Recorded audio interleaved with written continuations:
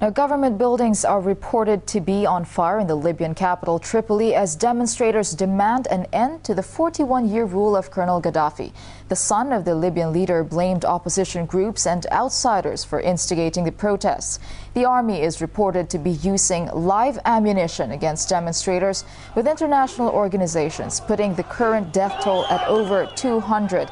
In a televised national address, Seif Al-Islam Gaddafi said this number was exaggerated, also dismissing reports that his father has fled the country. Meanwhile, the unrest continues to spread further through the region, with protests in Yemen, Bahrain and Morocco. Regional expert Adrian Salbuchi says that global dominance groups are behind the wave of revolts.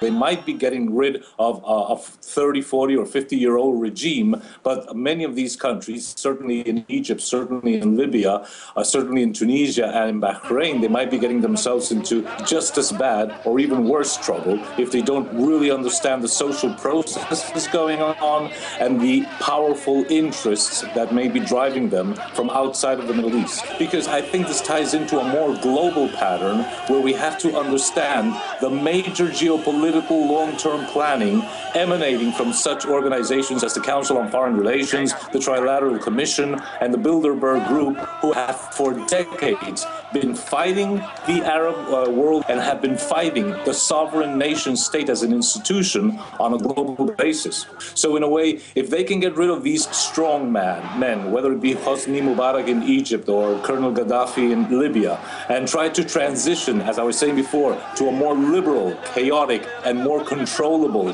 Western-style democracy, that would serve their interests. So I think we have to be very careful about the various readings that we make of this. It's very important that both the protesters on the one side and the government on the other side, whether it be in Egypt, whether it be in Libya, whether it be in Bahrain or in Tunisia, should understand the powerful social forces they are up against, the psychological warfare tactics that are being used, and they should not allow themselves, either side, to be used by interests and objectives which are completely outside the interest of the Libyans or the Egyptians or the Tunisians or the Iraqis or just about any country that is having such turmoil in the Middle East at present.